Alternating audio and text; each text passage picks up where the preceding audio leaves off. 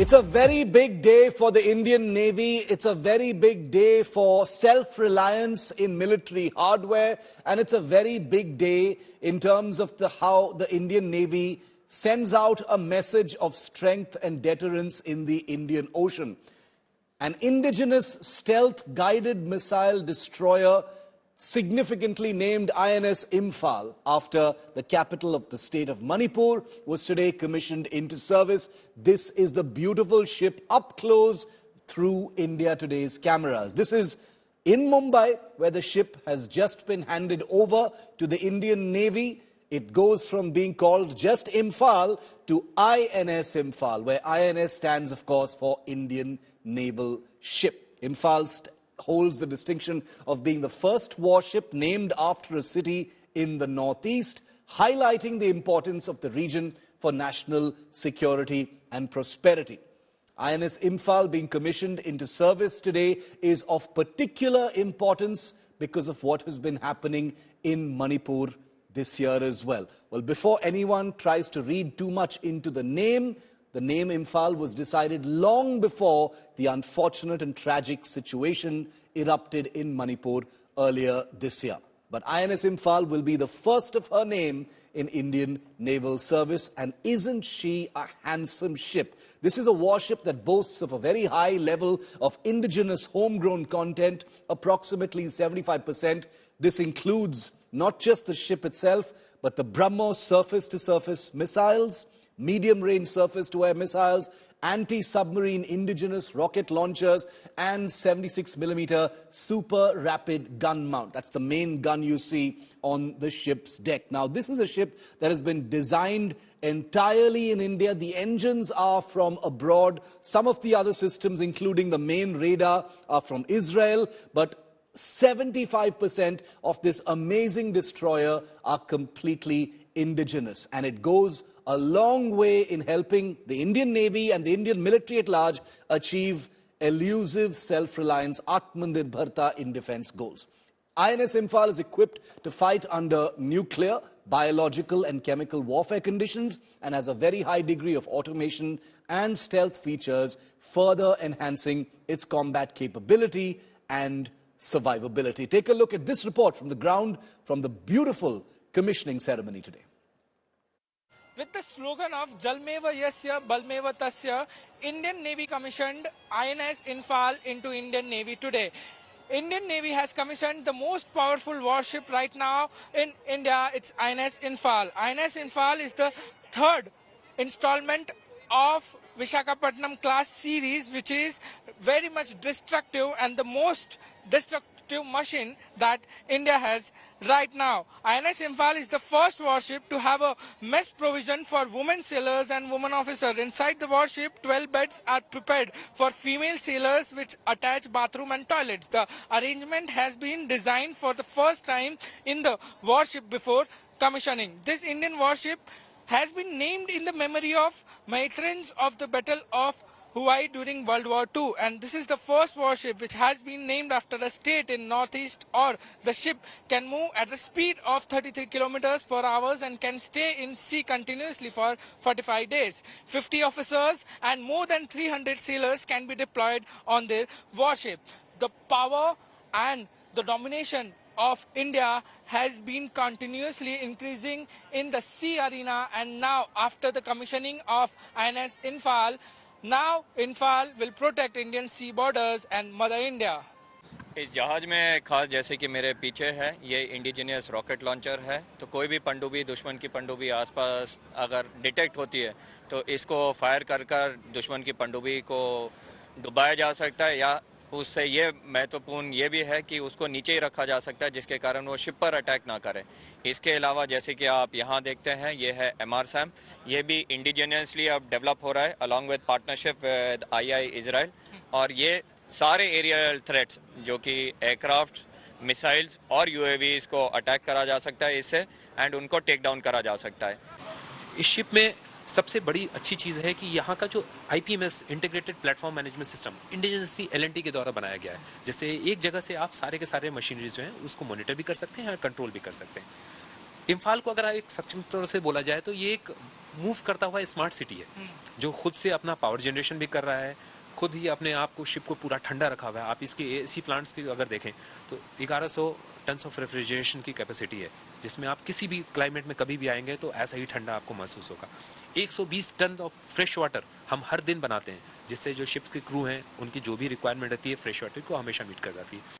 It was Defence Minister Rajnath Singh who presided over the commissioning ceremony of the INS Imphal. While speaking at the induction ceremony, the Defence Minister made a very big related statement. Remember, INS Imphal is a frontline warship. It's not a showpiece. This is an instrument of combat. It's an instrument of war. And the true strength in a ship of this kind, of course, is if it never needs to be used. The very idea that India has a ship like the Imphal should work as a deterrent. And this is of special significance today and this week especially, because Indian ships and Indian merchant vessels and merchant vessels carrying trade for India have been under attack in West Asia, in the Red Sea, in the Arabian Sea by Iran and the Houthi rebels. They've been firing drones, they've been firing missiles at merchant ships in order to send out a message to Israel and create a situation where shipping traffic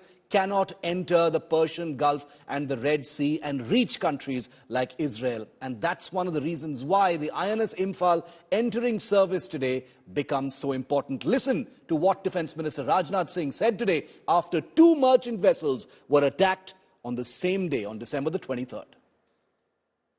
आजकल समुंदर में हलचल कुछ ज्यादा बढ़ गई है। भारत की बढ़ती आर्थिक और सामरिक ताकत ने कुछ ताकतों को ईर्ष्या और द्वेष से भर दिया है। अरब सागर में हाल में हुए यमवी चैंप प्लूटो पर ड्रोन हमले और कुछ पहले लाल सागर में यमवी साईं बाबा पर हुए हमले को भारत सरकार ने बहुत ही गंभीरतापूर्वक लिया है। भारतीय नौसेना ने समुद्र की निगरानी बढ़ा दी है। जिन्होंने भी इस हमले को अंजाम दिया है उन्हें हम सागर तल से भी ढूंढ निकालेंगे और उनके खिलाफ कठोर कार्रवाई की जाएगी। मैं यह आपको आश्वस्त करना चाहता हूं। नेशनल इंटरेस्ट में हमारे ग्लोबल ट्रेड का एक बहुत बड़ा महत्व होता है, इसलिए हमारे लिए जरूरी हो जाता है हम अपनी स्ट्रांग नेवल कैपेबिलिटी को डेवलप करें। आईएनएस इम्फाल भारत की बढ़ती समुद्री ताकत को दिखाता है और मुझे पूरा विश्वास है कि इंडो पैसिफिक रीजन में आईएनएस इम्फाल जलमेव यस्य बलमेव तस्य, यानी जिसका जल उसका बल कि हमारे सिद्धांत को और मजबूती प्रदान करेगा। आईएनएस इम्फाल का भारतीय नौसेना में शामिल होना रक्षा क्षेत्र में भारत की आत्मनिर्भरता का यह जीता जागता प्रमाण है। आईएनएस इम्फाल की कमीशनिंग भारत की नौसैनिक शक्ति को और मजबूती प्रदान करेगा, ऐसा मेरा पक्का विश्वास है। उत्तर दक्षिण पूर्व पश्चिम हर जगह का प्रताप आईएनएस इम्फाल में शामिल है, जो भारत की एकता और अखंडता को दर्शाता है। साथियों, मेरी दृष्टि से आईएनएस इम्फाल की सबसे बड़ी विशेषताओं में से एक है उसका पूरी तरह से भारत में ही कंसेप्चुअलाइज्ड, डिजाइन और कंस्ट्रक्टेड होना। The Indian Navy has responded because this is the Indian Navy's area of influence. This is the Indian Ocean region, the Arabian Sea is where much of our trade comes from, especially in terms of energy and oil. And that's the reason why the Indian Navy, which usually deploys maybe 1 ship in the Persian Gulf and in the Arabian Sea for deterrent operations, now has 3 stealth destroyers, all operating in the Arabian Sea. There is the INS Kolkata, INS Mormugao and INS Kochi. 3 very, very advanced, homegrown, stealth guided missile destroyers are all now patrolling the Arabian Sea. They are also being aided in their operations by a P-8I aircraft, which is a Boeing 737 submarine hunter, long-range surveillance aircraft that is conducting surveillance operations. So this is the Indian Navy baring its fangs and sending out a message on behalf of the free world, really,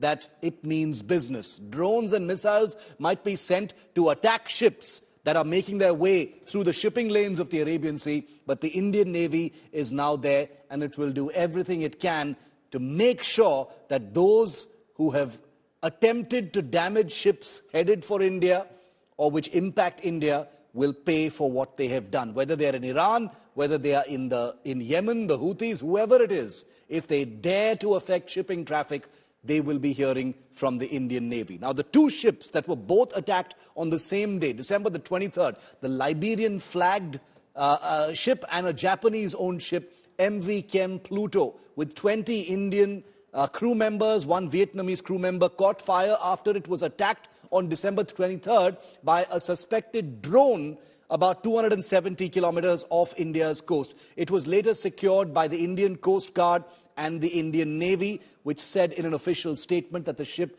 has now been brought back to an Indian port.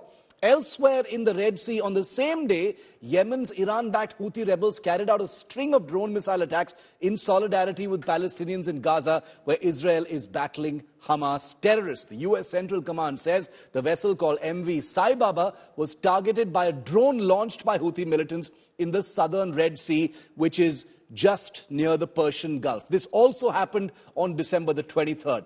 A large part of Indian trade, viewer, let me repeat once again, passes through this area, and that's why this impacts India directly. Now, let me just give you some data about why this has become so serious and why the Indian Navy has deployed 3 destroyers.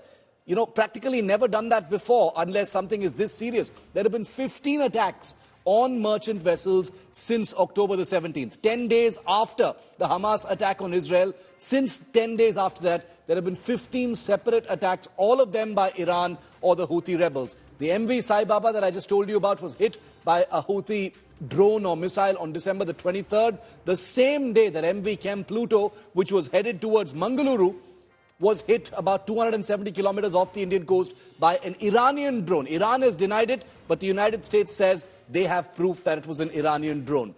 Earlier, on December the 14th, the MV Ruin was hijacked on December the 14th. So these are just 3 examples among 15 warships that have either been attacked or hit by drones or hijacked in just the last couple of weeks. So things are very, very precarious in the Arabian Sea, Persian Gulf area, and that's the reason why the Indian Navy, which has just welcomed a brand new destroyer into service, has deployed 3 of its homegrown destroyers in the Arabian Sea.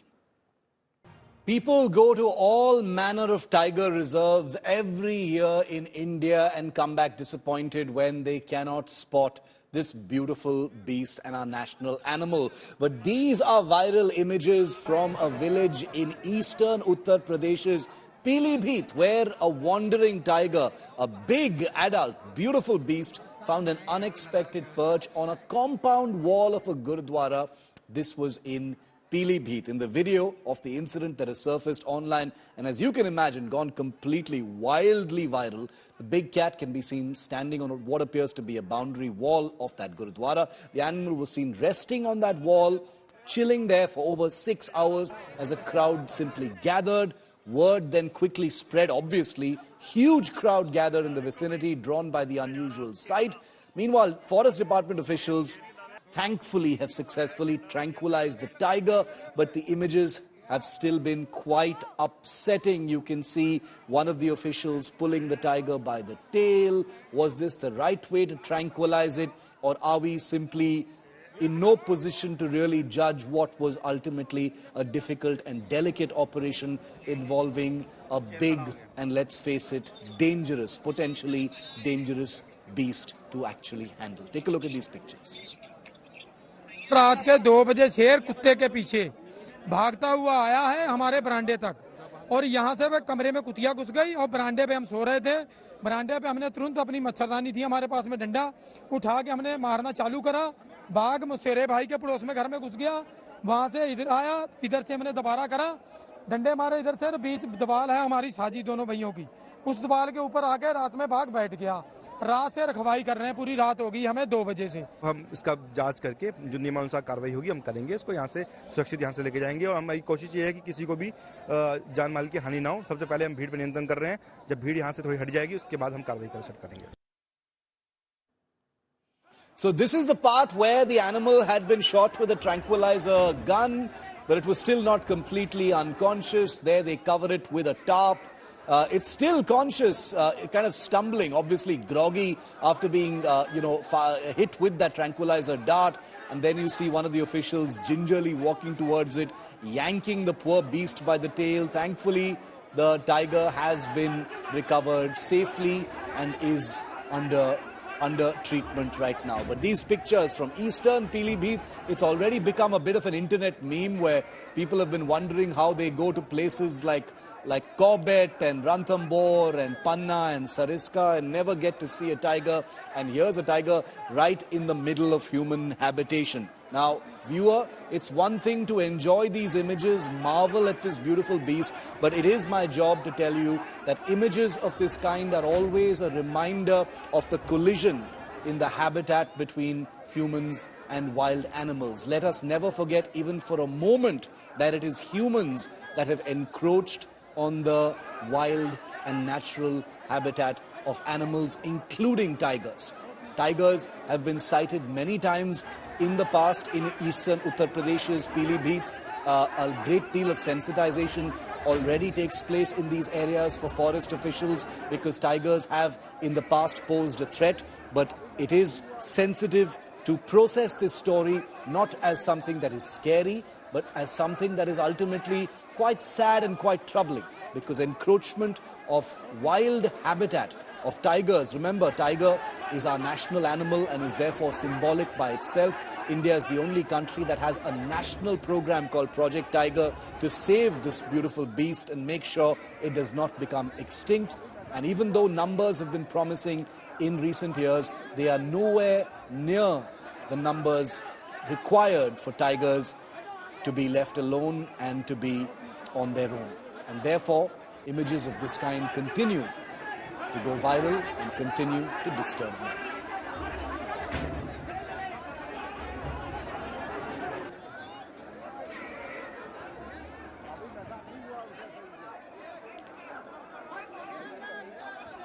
I want to get an expert view on these pictures, viewer, because like I said, it's not just an internet meme. It's not just an internet or a social media story. What you're seeing in these pictures is something that is very serious. It's something that impacts the life of a wild animal. It impacts the lives of people living in these areas.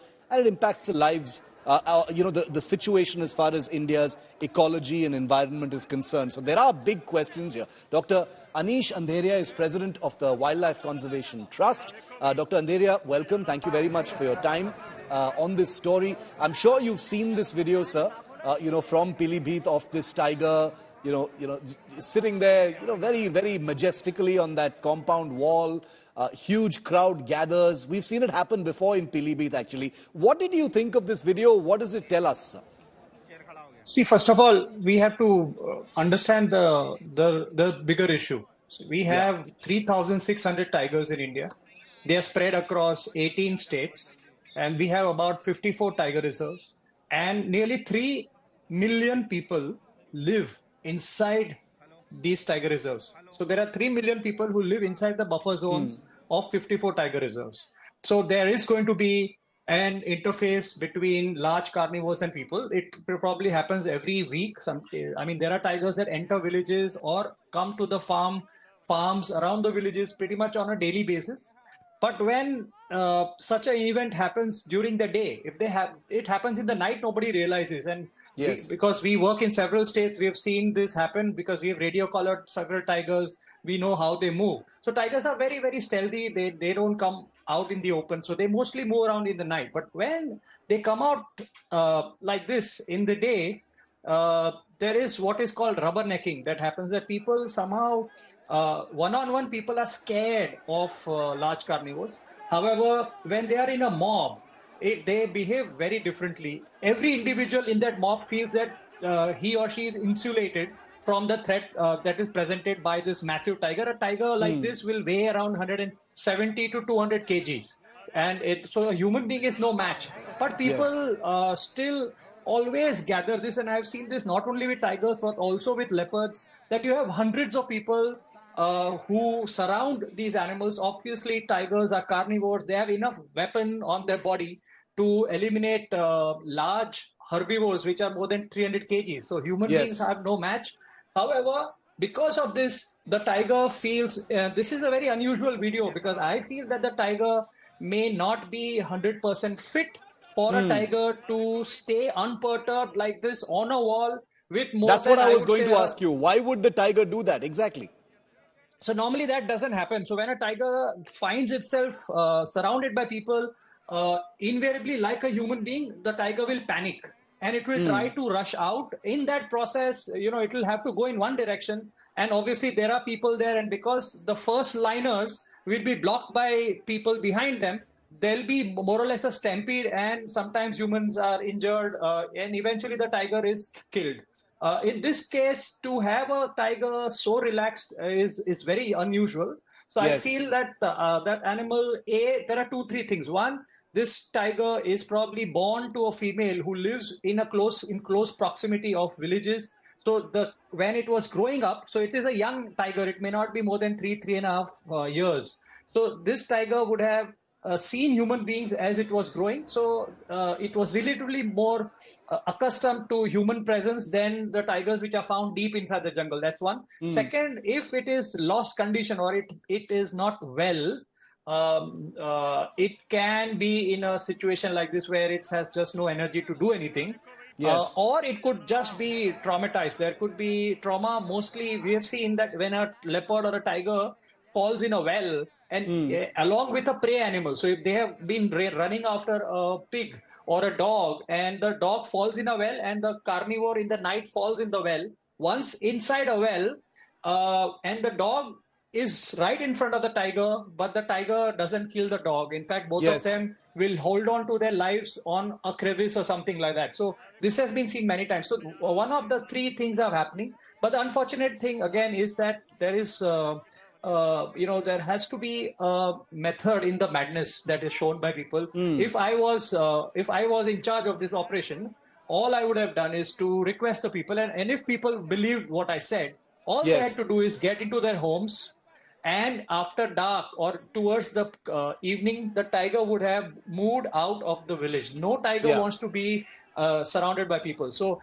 sometimes most of these rescue operations that go out of control have actually, they can easily be handled. It's the only way to do it is to move people away. So the people should just give enough passage. Sometimes it could be even 100 meters or go into your houses. And then the forest department can slowly nudge the animal in the direction where the forest is probably near. The forest and this village may be right Dr. close to each other. Angeria, tigers have been sighted in this part of eastern UP before. Is it a question of sensitization and training, being too much of an uphill task? Because ultimately, how much can you educate people to stay in their homes? A spectacle is a spectacle. People will come out to look at something like this. So is it on a case-to-case basis going to be difficult of this kind? Because even when you see the tranquilization, it seems to be done in a kind of clumsy manner. But I'm no one to judge, because it's the people on the ground who are taking the risk and doing that difficult job. So I don't want to sit here and judge those people for doing a difficult job. No, it's a good question, and I think if there are no people, then the veterinary doctor and the forest department will be able to handle this situation in a much better way. So I am also, like you, not in a position to comment on whether the team was well trained or not, because this is Uttar Pradesh, it is Pilibhit, it is near Nepal border. That area does have good density of tigers. But from my experience of Madhya Pradesh, Maharashtra, Karnataka, I've seen that the forest department people are well trained. The problem is that they really don't get a safe working distance between them and the animal because of too many people around. And there is chaos already. By the time the department reaches there, there is so much noise that the tiger has already gone through trauma. So by the time the forest department gets there, it's very difficult for them to handle it. So obviously much more training needs to be given, but let's not get there. The situation here, I think, is that I am from Bombay, and here in Bombay, we right inside the heart of Bombay city, we have a national park which is 100 square kilometers. There are more than 45, around 50 leopards there. And there was a fantastic program, a very, very successful program, which started by the forest department with the help of individuals and NGOs. And they went from building to building. They went from hutment to hutment, and they have sensitized them over the last. It's an ongoing thing. It happens pretty much every time that a leopard enters a residential complex. There are training programs that are held there. So because they have done it over and over again, you hardly ever hear about human leopard conflict in Bombay. And imagine there are 50 leopards living within the city limits. There are 20 million people who live in Bombay. So it is possible. If it can be done in Bombay, there is no reason why it can't be done in Pilibhit, because there, I'm sure there are about 75 to 80,000 people who live in the buffer zone of Pilibhit Tiger Reserve. So that's nothing compared to... One final question, Dr. Andheriya, is, I just wanted to zoom out a little bit to the comment you made right at the start. 3,600 tigers in the country. Is that a good number? Where are things at as far as, the tiger is concerned? What kind of numbers are we looking at? Where is the fight to save the tiger at this time? Tell us. So again, if I have 4 or 5 minutes, I can give you a proper answer. Please. Just understand that there are... So tigers are found in 13 countries. India has 75% of all tigers, which means there are about 4,500 tigers on Earth, of which 3,600 are in India. So definitely the remaining 12 countries have not even done even remotely as well as what India has done. So on that front, India gets 100 marks. But the devil is always in the detail. And so when you get inside India, and if you look at the habitat that's available, which means the forest, the green cover, we could easily have 7,000-8,000 tigers. However, we only have 3,600 tigers. The reason here there are twofold. One is that there is forest degradation. So you have forests, but there is huge amount of people, and the dependence of people on the forest for fuel wood so that they can cook or be their livestock. So there are 1 billion cattle and livestock heads in India, and a lot of them are free ranging, so they're just left inside the jungle. So the forest quality has gone down, and the second reason is that there is no social acceptance for the tigers in some of the states. So this 3,600 numbers actually comes from 7 to 8 states. So Karnataka, Karnataka, Madhya Pradesh, Maharashtra, Uttarakhand, Assam and Tamil Nadu are those states where you have good amount of conservation work has happened. But even if you look at Uttar Pradesh, which is a very large state, there is hardly any good quality forest left for the tiger. So it's just a sliver of forest habitat along the border with Nepal. So you can understand that they are very precariously placed because there is poverty all around. There is pressure from approaching extra-limital pressure from Nepal, and you have pressure from India as well. So there is a lot of room.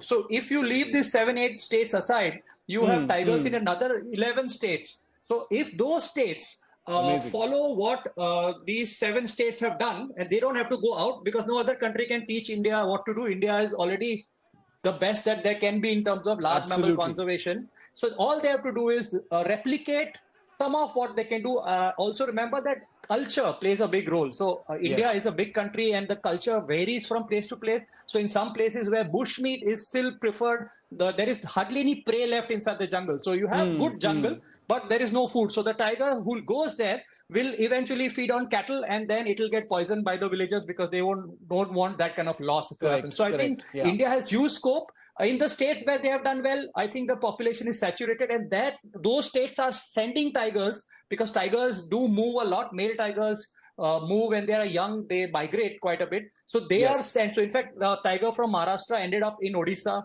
There was a tiger again from Madhya Pradesh, from Kana, that ended up in Andhra Pradesh. So tigers can walk 700, 800, 900 kilometers if they have to.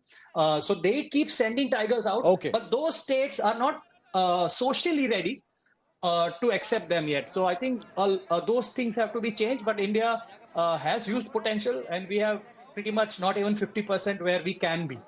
We've learned a great deal, not even 50% of where we can be, great potential. definitely nice things to hear when it comes to our national animal. It's not just an animal, it's also very symbolic as far as India is concerned, and perhaps India does more for the tiger than any other country. 50% of where we should be. I'm going to take that as something to really work towards. Learned a lot here. Thank you very much, Dr. Andheriya, for sharing your wisdom with us on something that we see as beyond just viral images of a tiger in Pilibhit. Thank you very much, sir. And moving on now from tigers to something else entirely. Days after the release of Shah Rukh Khan's starrer Donkey, that portrays illegal immigration techniques called donkey flights, a real-life donkey incident apparently played out. A charter plane carrying 276 passengers, mostly Indians, was grounded in France for 4 days over suspected human trafficking.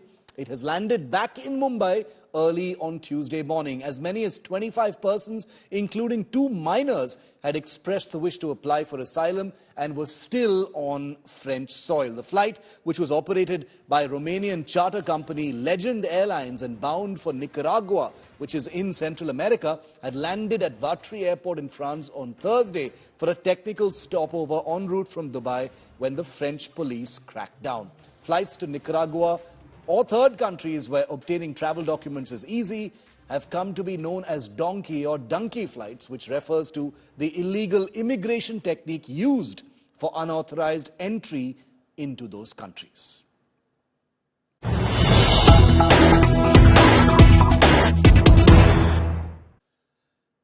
And the passengers who returned this morning on that donkey flight from France have been interrogated by the police. 276 donkey passengers have been grilled by the Central Industrial Security Force. That's the force deployed in India's airports.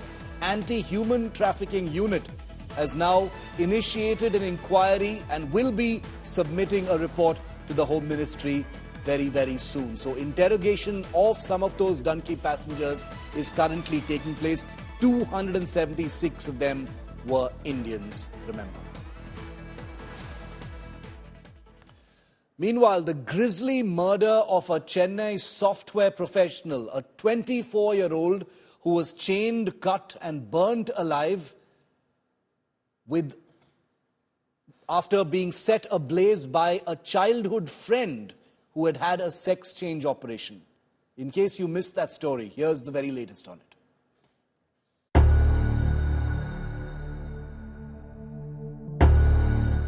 They shared a bond from their childhood. 24-year-old are Nandini and Vetrimaran, hailing from Madurai, childhood friends who navigated school together till grade 10. 8 months ago, both found an IT job in Chennai. But the harmony of their lifelong friendship took a tragic turn. Chained from neck to feet, slashed with blades and set ablaze. The alleged perpetrator, according to Chennai police, was none other than Nandini's childhood friend, Vetrimaran, a trans person identified as Pandi Maheshwari before her sex change operation. Preliminary investigation suggests Vetrimaran suspected Nandini of growing distant and forming connections with other male friends. Under the guise of a birthday surprise, the suspect reportedly lured the victim to a secluded location, blindfolded her and launched a brutal and fatal attack. The suspect has been apprehended and is now in judicial custody. Bureau Report, India Today.